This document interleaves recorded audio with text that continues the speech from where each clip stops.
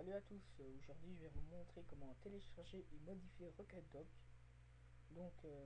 RocketDock, c'est un petit programme qui vous permet d'y mettre tous vos icônes et tous vos raccourcis dans une espèce de petite barre là, qui apparaît ici sur votre bureau. Tout d'abord, on va le télécharger, donc ouvrez votre navigateur internet. Moi j'utilise Firefox, personnellement je trouve que c'est le meilleur. Ici écrivez RocketDock. Voilà.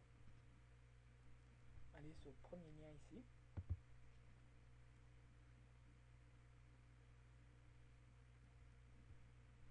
Cliquez sur Download. Et ici, la toute dernière version sur le site officiel. Enregistrez le fichier. Et vous voyez, ça va relativement vite.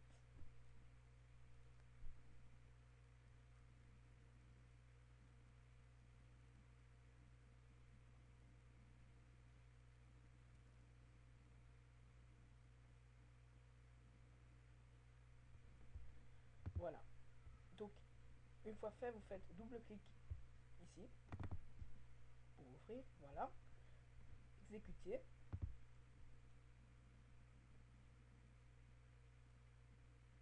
Vous sélectionnez votre langue. Moi, je choisis le français. Ok. Suivant. Je comprends et j'accepte les termes du contrat de Alliance. Vous êtes censé lire tout ça, mais bon, on s'en fout, c'est pas important. Suivant. Ici, vous ne devez toucher à rien. En fait, c'est l'emplacement où va être installé RocketDock. Faites suivant. Créer une icône sur le bureau, ça veut tout simplement dire pour mettre une icône ici sur le bureau, pour accéder à RocketDock plus facilement.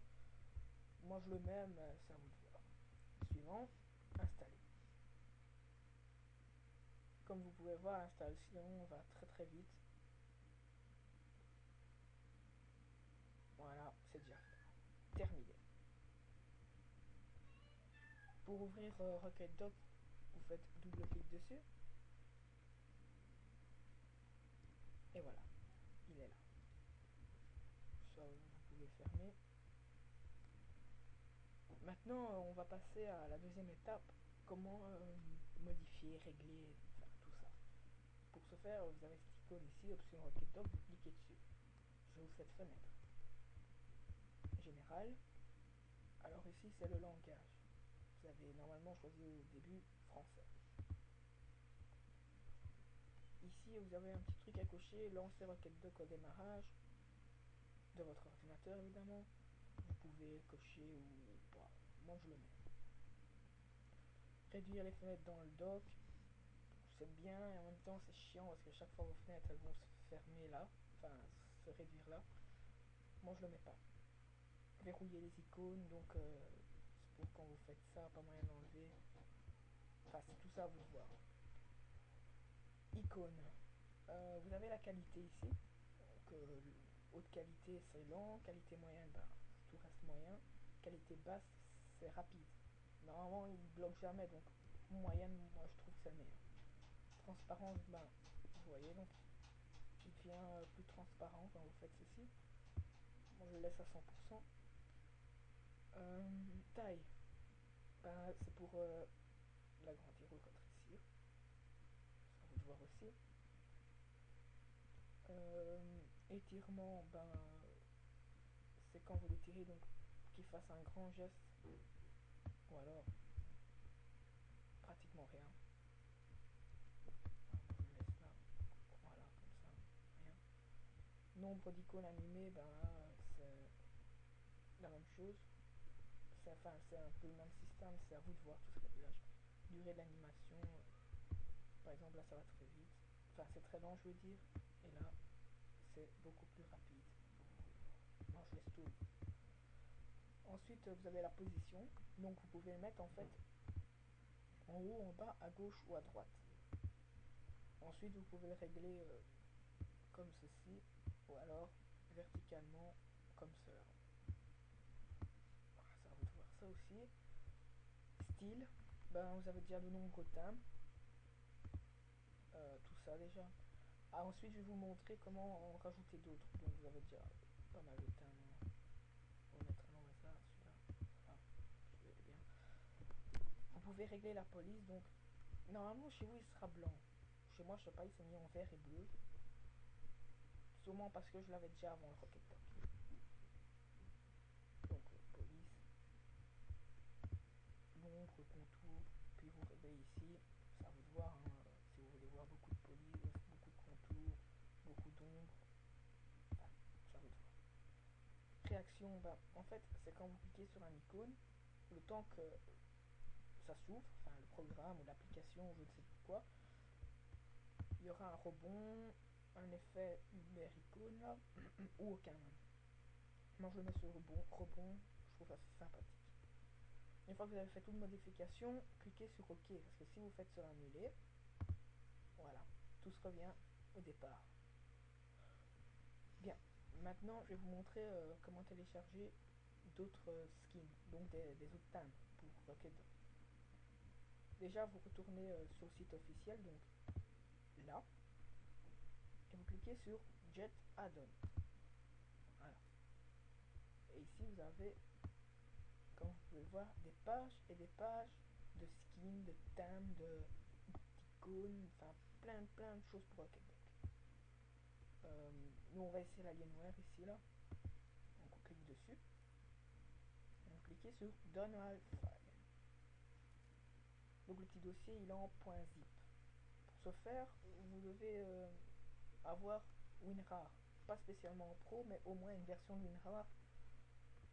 D'autant plus c'est bien pratique pour lire les points rares, évidemment, et les points zip.